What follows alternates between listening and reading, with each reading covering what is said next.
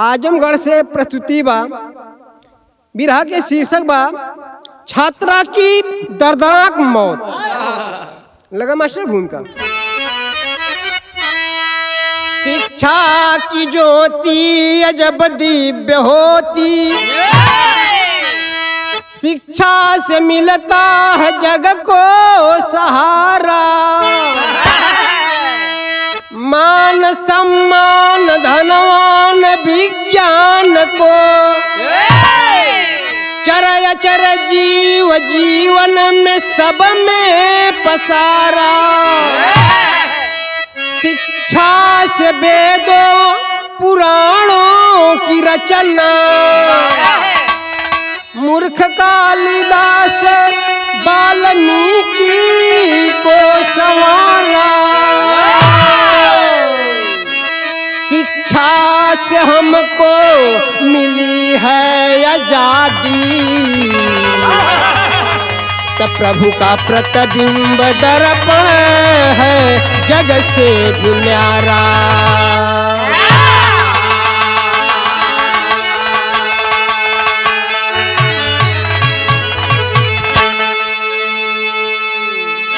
शिक्षा के बिना हमारा हर कार्य अधूरा रहता है। शिक्षा से देश के कंधे पर बच्चों का, देश के कंधे पर भार है। बच्चे ही देश के कर्णधार हैं। आज शिक्षा के कितना गिरल दृष्टि से देखत हुए अध्यापक लोग। और जबकि हर माता पिता गुरु होता है। प्रथमे गुरु माता पिता, दूसर गुरु शिक्षा वाले देवल जाते। इतना प्रताड़ित कर दिया जाते हुए, इतना प्रताड़ित कर दिया कि मरले तक के फैसला ले लेते हुए। मास्टर एक लाइन यहाँ गजल के अंदाज है।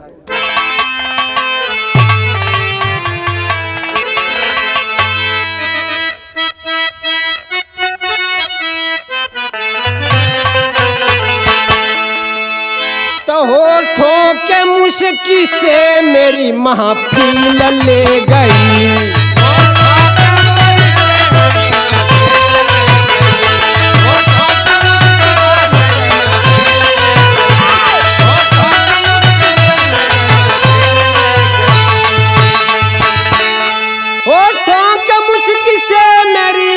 महफिल ले गई।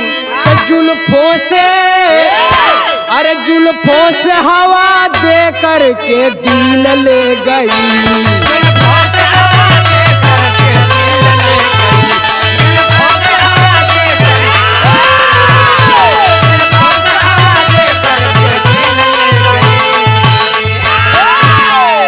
मास्टर भाव लगल।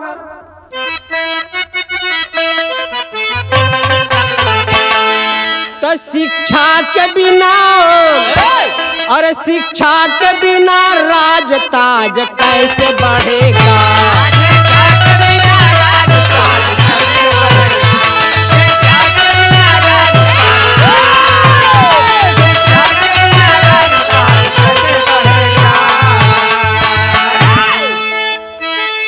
तो शिक्षा के बिना राज ताज कैसे बढ़ेगा। तो संविधान, और संविधान कार्यभार देश कैसे चलेगा।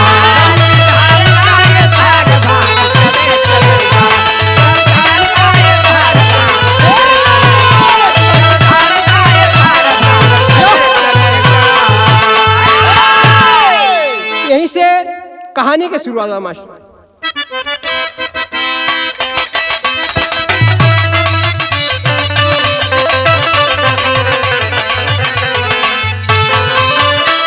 जिलाया जमगढ़, जिलाया जमगढ़ में यह पहला शर्मसार हुआ। छात्र छात्राओं पर यह बढ़ता अत्याचार हुआ।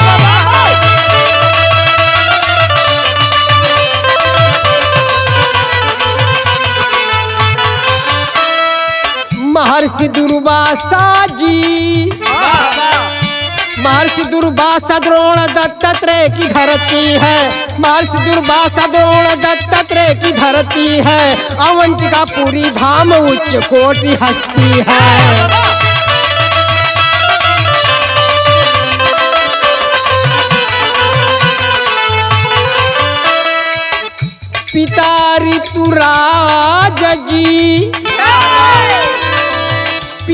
ऋतुराज संग में अनीता तिवारी हैं, पिता ऋतुराज संग में अनीता तिवारी हैं, बेटा अनुज था श्रेया लाडली दुलारी थी।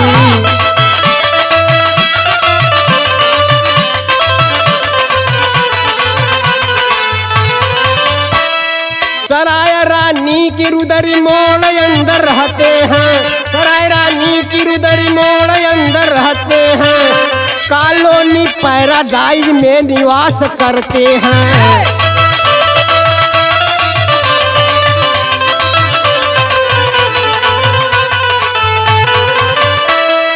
श्रेया 10वीं में 90% अंक पाई है, श्रेया 10वीं में 90% अंक पाई है, नाम ग्राम चिल्ड्रन कॉलेज में लिखवाई है।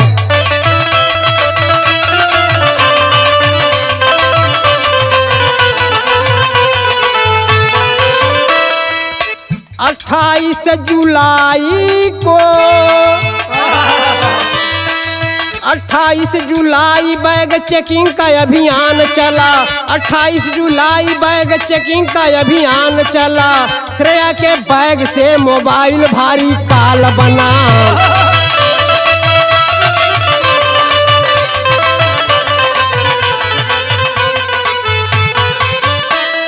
28 जुलाई 2023 में चिल्ड्रन गर्ल्स कॉलेज हरिबंशपुर आजमगढ़ में कक्षा 11वीं की छात्रा श्रेया तिवारी चेकिंग के दौरान एक कीपैड मोबाइल मिलल। ये मोबाइल एक बार ना 8 बार पकड़ल गई, लेकिन श्रेया एको बार बात अपने मम्मी से शेयर नहीं करती थी, बताती थी। एक लाइन यहाँ तर्ज,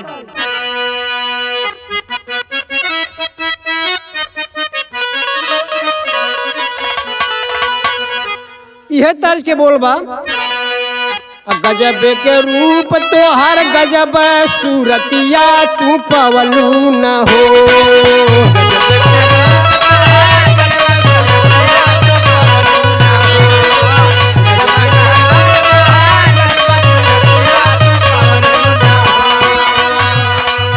गजब के रूप तो हर गजब सूरतिया तू पवलू न हो, गोरी सबके दीवाना बनवलू न हो।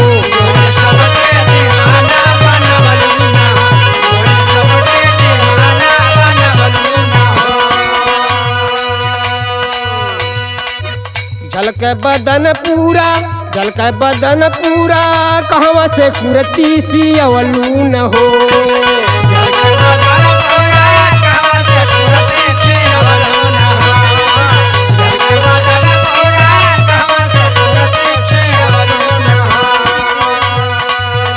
झलके बदन पूरा, कहवा से कुर्ती सी अवलू न हो, गोरी सबके दीवाना बनवलू न हो।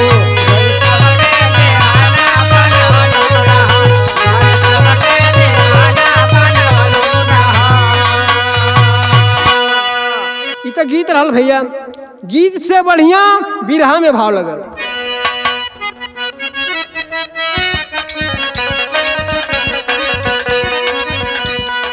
मिलल मोबाइल जब कंडोम वाली बतिया छिपवलू न हो।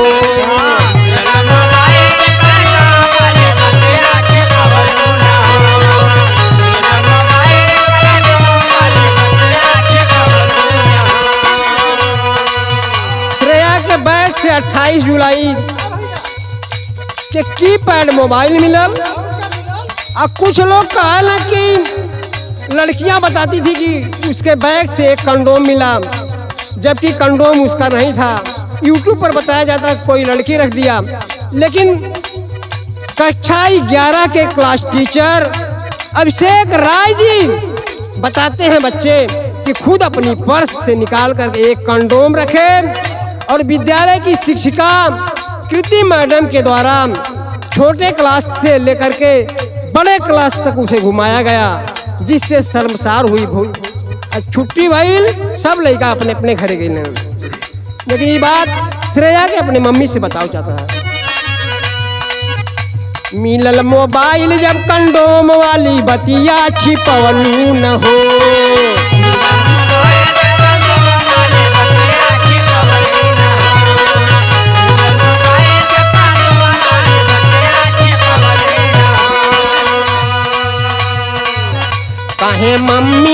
अपने बतवलू न हो।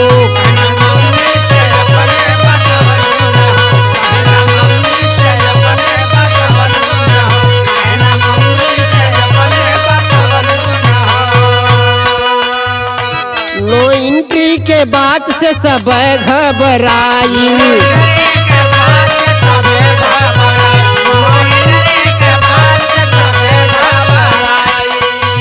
एक दुई बार ना हो भैया, श्रेया के बैग से मोबाइल, मम्मी पापा की दी हुई कीपैड मोबाइल विद्यालय में 8 बार पकड़ी गई।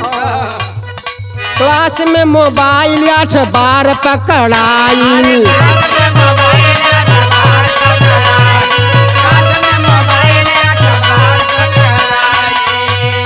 ये बात श्रेया अगर घर पे बतौले होती तो 31 जुलाई के मम्मी श्रेया के साथ जरूर लिया के होती स्कूल में, और प्रिंसिपल साहिबा सोनम मिश्रा जी से जरूर ये बात पूछल जाती। पूछले पे ये कहूँ बतवली न बतिया छिपवलू न हो।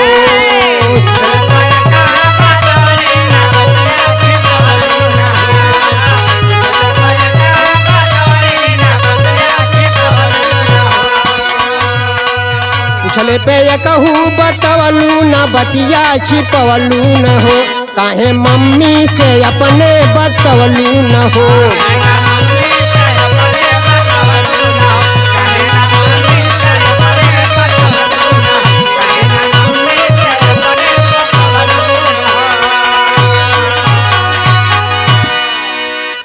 ये बात श्रेया अपने मम्मी से बताई होती तो जरूर 31 जुलाई के मम्मी विद्यालय में अपने बिटिया के साथ होती और प्रिंसिपल साहिबा सोनम मिश्रा जी से ये बात जरूर जांचल जाती।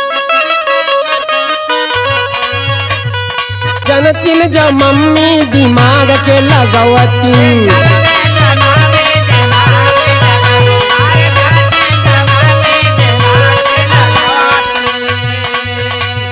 31 जुलाई के साथ लेके आई थी।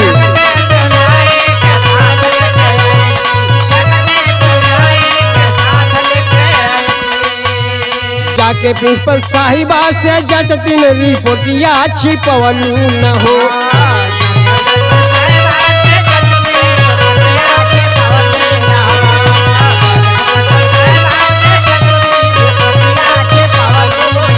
काहे मम्मी से अपने बतवलू न हो।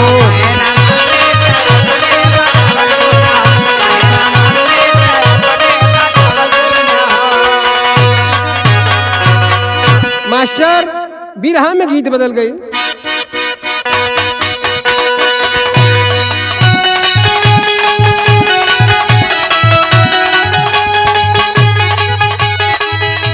यह गीत है जौन मास्टर साहब बजौलन है। दाल बिना भात के भतार बिना रत के,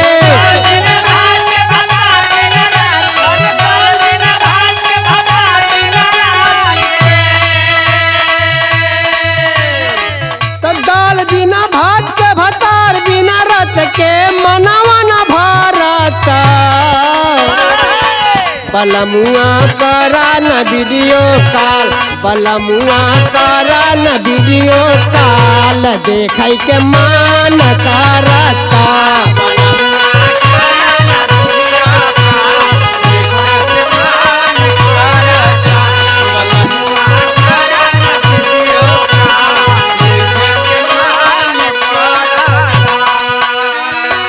शुक्रवार के दिने प्रिंसिपल साहिबा छुट्टी पे गई रहनी और कृति मैम अभिषेक राय जी द्वारा कंडोम हाथ में रखे घुमावल गल। 31 जुलाई शनिवार के मुहर्रम के छुट्टी रहल, रविवार के छुट्टी रहल। सोमवार के दिन 31 जुलाई 2023 के जब विद्यालय खुलल बा, इस वंदना के बाद सभी बच्चे अपने अपने कमरे में गए। पठन पाठन का कार्यक्रम शुरू कर गए। भैल का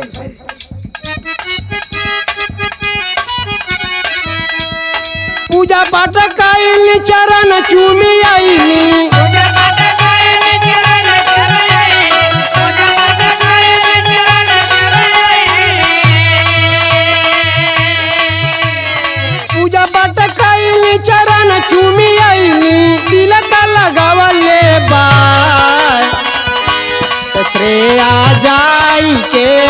स्कूलवा श्रेया जाई के कॉलेजवा में पढ़ाई करता।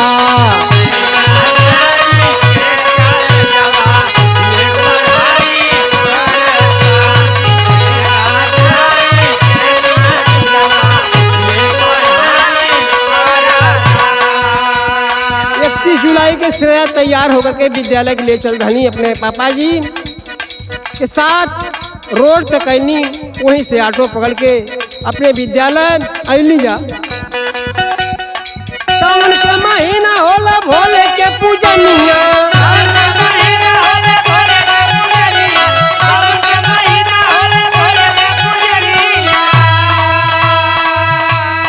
दूध फल सब ही चढ़ावल रहल पनिया।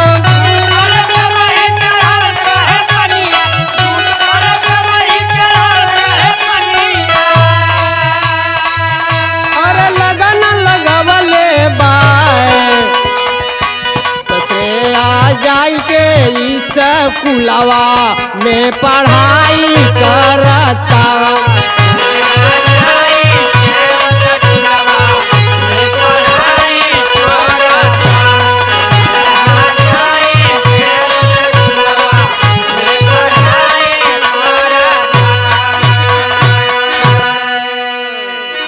श्रेया 31 जुलाई के अपन फूल फल लेकर के बैग तैयार होकर के पापा के साथ रोड तक आईनी। पापा वहीं ऑटो पे बैठा करके घरे चली ने पैराडाइज कॉलोनी में, और लड़की अपने विद्यालय children girls college Harivanshpur Azamgarh के लिए रवाना हो गई। भैल का गीत बदल गई।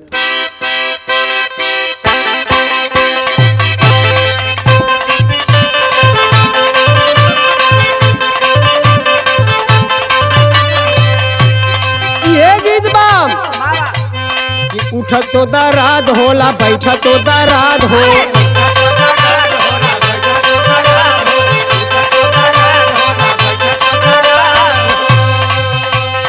उठत तो दराद होला, बैठत तो दराद हो, बाटे नीरा दैया दैया हमारो मराद हो।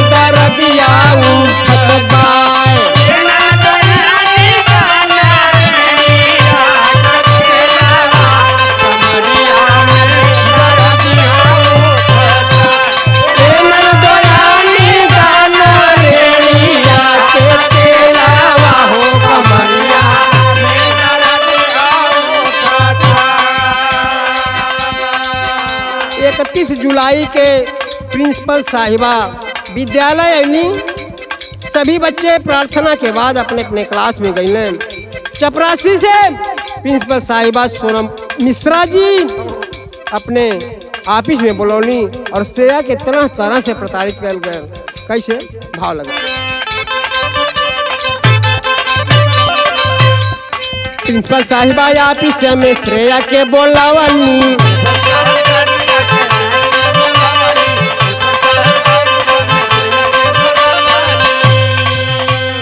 प्रिंसिपल साहिबा ऑफिस में श्रेया के बोलावली, मार पीट प्रताड़ना से बाहर खड़ी कैली।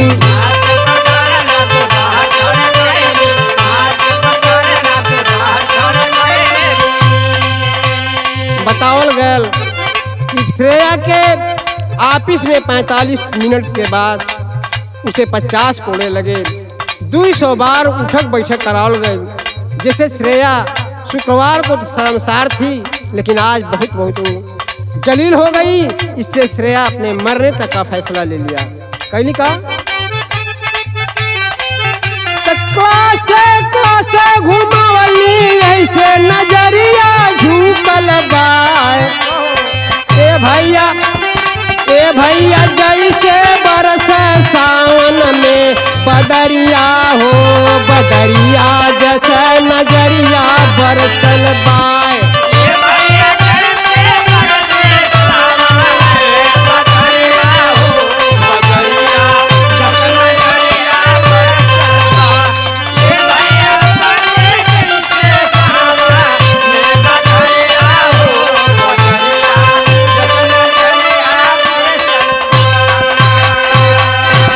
कहले का शांति मिला। कुछ देर के बाद क्लास में सब बच्चे पठन पाठन का कार्य शुरू करे। अध्यापक अध्यापिका व्यस्त भइलन। वहीं श्रेया के तई से मौका मिलल। धीरे धीरे सीढ़ियों को कदम बढ़ाने लगी। धीरे धीरे सीढ़िया से कदम बढ़ावली,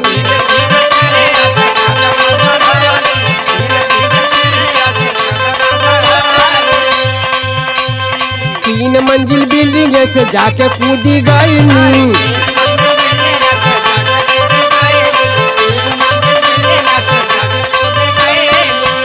रेलिंग से उछलनी नहीं शरीरिया समरल बा।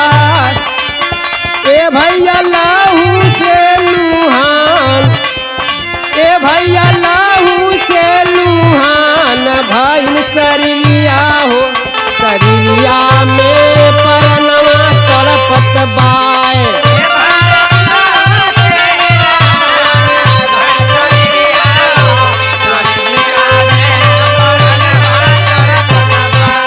ए भैया लाहू से भाई शरीरिया हो, शरीरिया में परनवा तड़पत बाय। लड़की 3 मंजिल बिल्डिंग से, रेलिंग लंबी थी, उछल करके रेलिंग को पकड़ लिया और जब रेलिंग पे सवार हो गई, शरीर संभरल नाम 3 तला बिल्डिंग से नीचे आ गई। एकदम शरीर लहू लुहान हो गई। भैल का गीत लगल मास्टर, लेकिन गीत से बढ़िया भाव हो।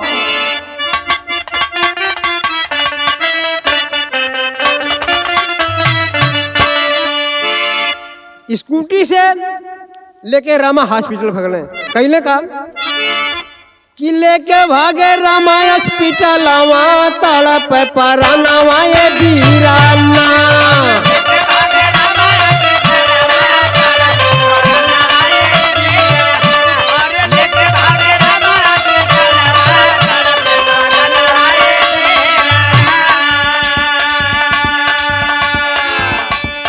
टूटी गई सगारो सपनावा, तड़पे परानवा ये वीराना।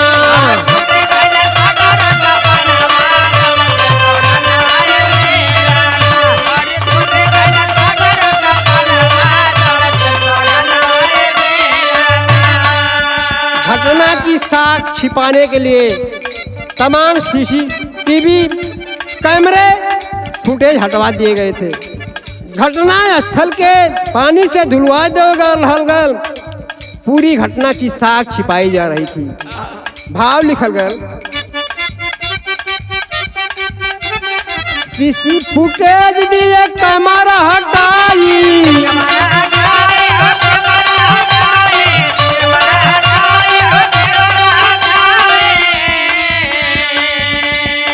घटना स्थल के दियल गइल धुलवाई।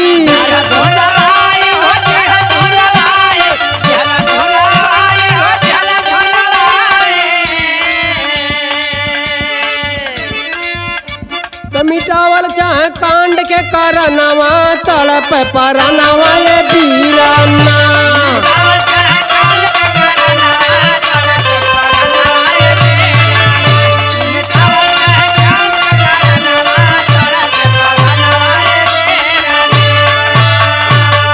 श्रेया को स्कूटी से लेकर रामा हॉस्पिटल गए। कुछ देर उपचार करने के बाद डॉक्टर साहब रिफर कर देंगे। रिफर का नाम है भैर का। टेरी के भाव लगल,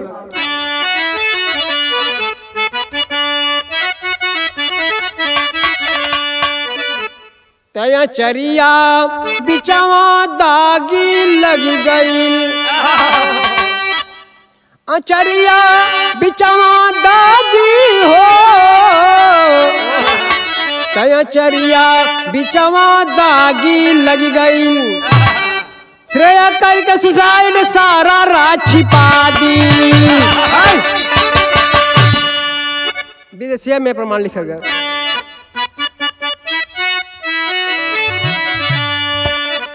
तब पिता ऋतु राजा जी तब फोनवा मिलावे लगल।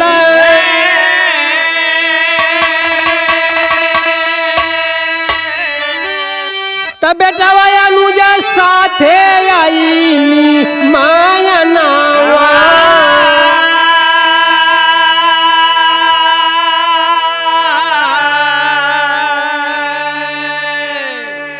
सुखदेव यादव की मूर्तिया से आगे बढ़ली।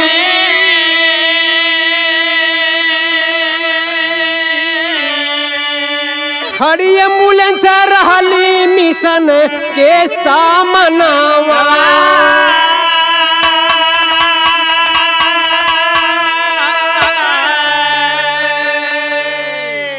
एक ठे एम्बुलेंस खड़ी रहल।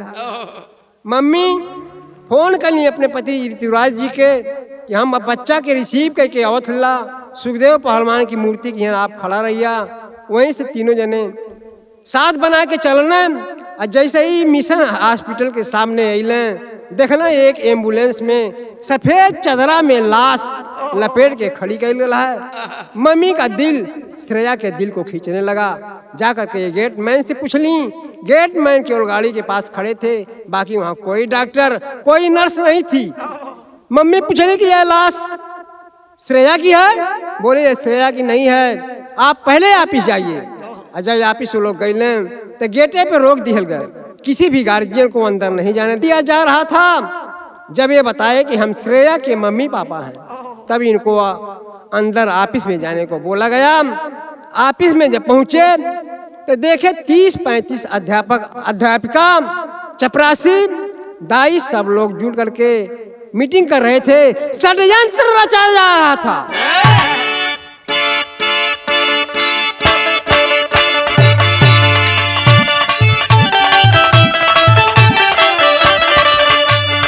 शिक्षक समाज जुड़ के कॉलेज में आई गई।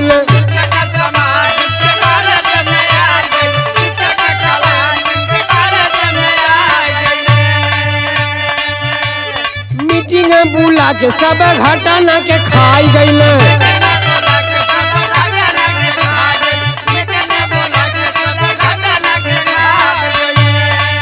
प्रिंसिपल साहिबा हाथे में फाइल मोबाइल लेकर के 30-35 लोगों के बीच मीटिंग करते हैं। भैर का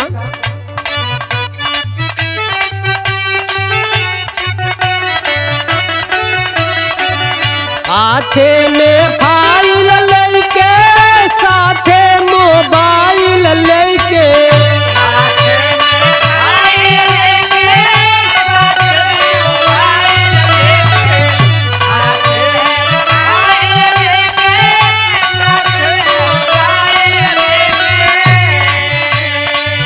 हाथे में फाइल लेके साथे मोबाइल लेके ऑफिस में करती रहली बात पियर फराक वाली।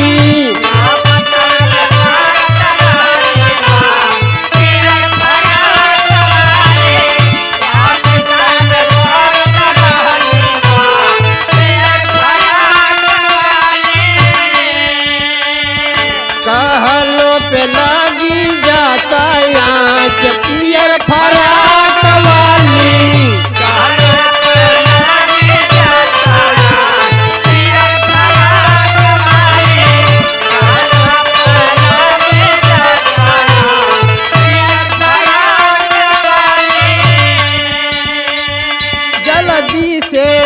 जल्दी से मिजाज बदलाई गई हो। जल्दी से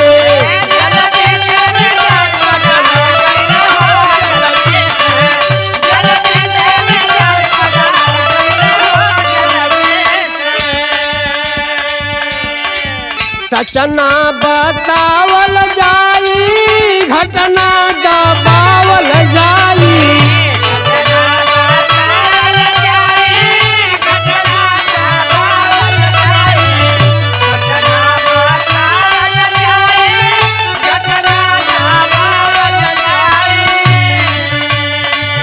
दुखिया के आंसू बहिया केहू के रोवावल जाई।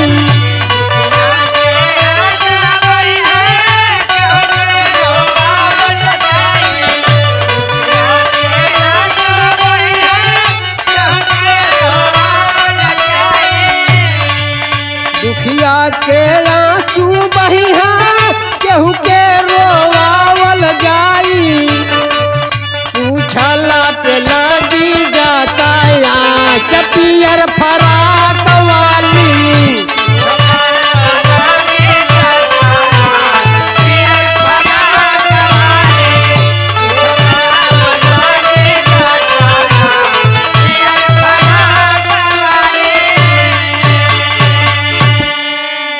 पूछले पर रोले गौले पे प्रिंसिपल साहिबा सोनम मिश्रा जी ऑफिस में डांट के बोली कि मेरे विद्यालय में रोज चिल्लाओ मत।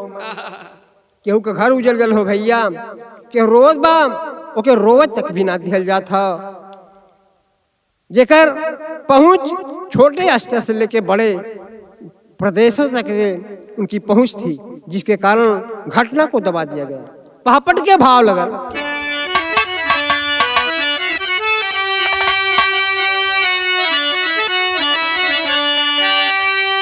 अस्पताल में गईल श्रेया के परनवा अखिया बरसले।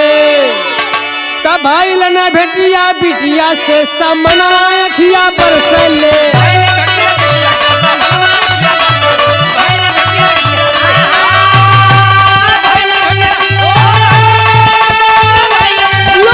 क्या बात है?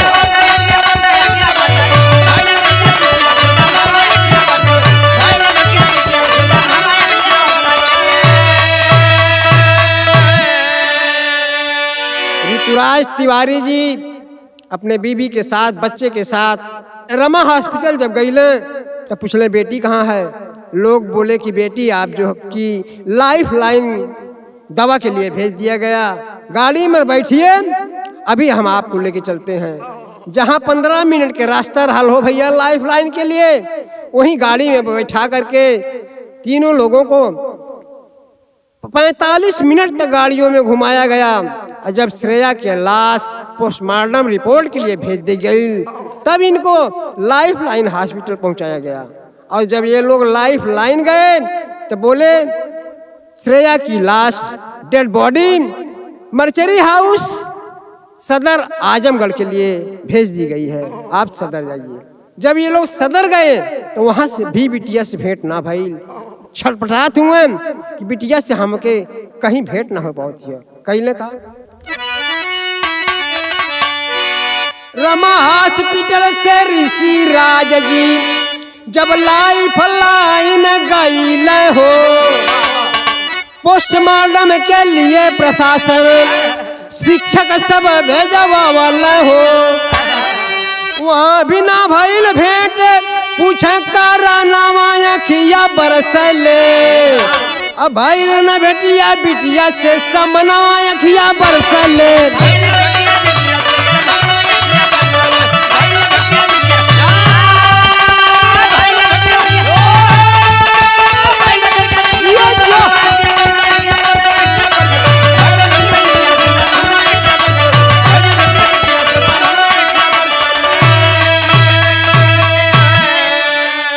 लाइफ लाइन हॉस्पिटल्स में भी बेटी से भेंट ना भइल।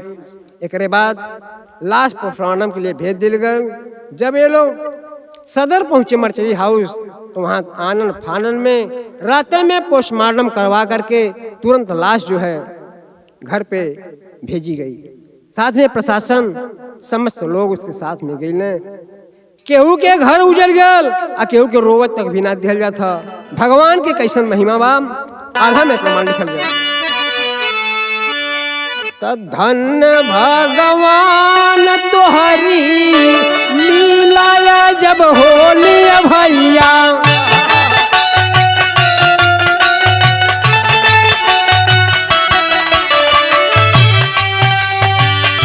अपने नचावा दोसयान के लगा।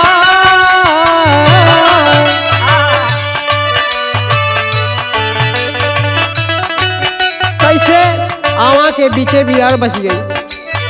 आवा के बीच आवा बिलार बच गई भैया।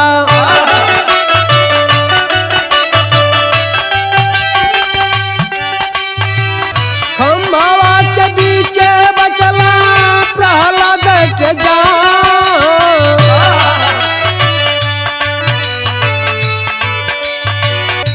बहिन बिटिया से भाई नहीं भेटिया भैया।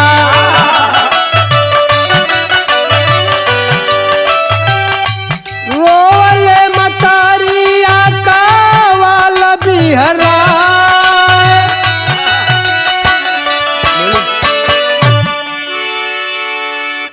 झरझर झरझर मतारी रोद बा भैल का। एसपी साहब घटना के जांच सब कैले भैया।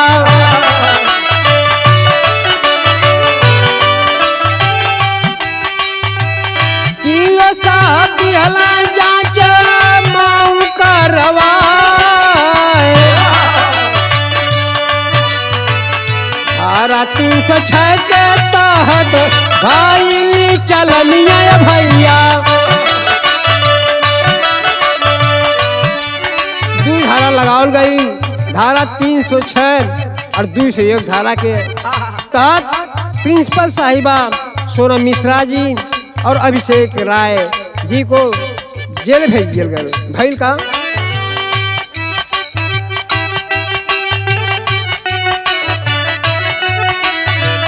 धारा 306 के तहत भाई चलनिया भैया।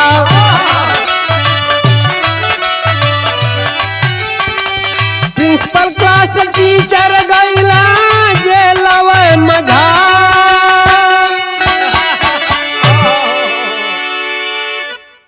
अनीता ऋतुराज जी के साथे कोई सहायता में नहीं था। बस बेटवा का लेकर के तीनों लोग हर जगह जो कि मुआयना कर रहे हैं, लेकिन कहीं भी बिटिया से भेंट ना भई। पोस्टमार्टम रिपोर्ट के बाद जब बिटिया से लाश से भेंट भई तब भइल का।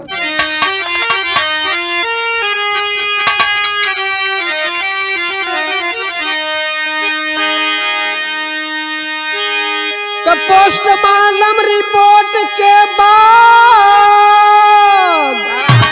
खुली गई आँखिया। तो देखली माई भर नजरिया बेटी के लसिया। ये क्या बात है?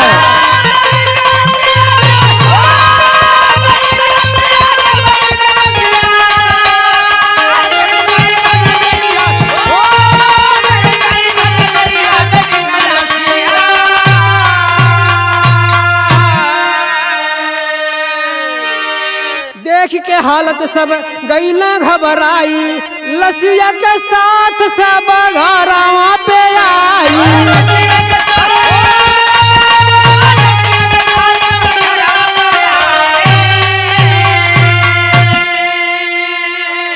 कैसे बढ़िया बेटी और कैसे बढ़िया बिटिया।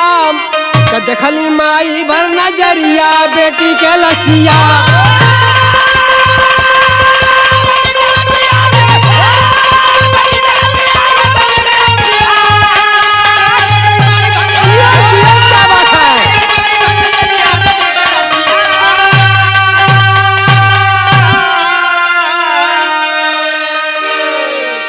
छात्र छात्रा जुट के सब रोवा नर नार हो। मिलजुल के कैले सब दाह संस्कार हो।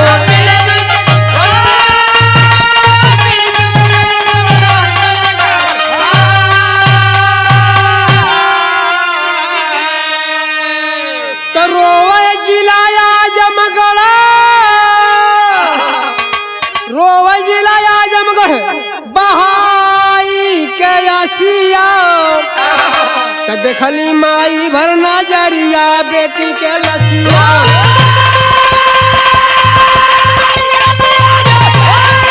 ये क्यों क्या बात है?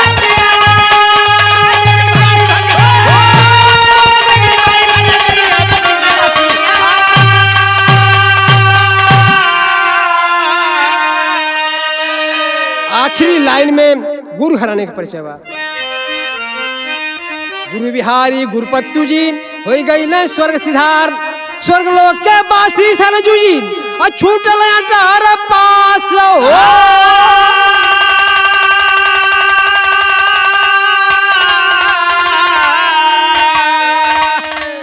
चरिया बिचवा दागी लग गई, अरे चरिया बिचवा दागी लग गई, लिखते गुलाब चंद बन गई छात्रा बागी, चरिया बिचवा दागी।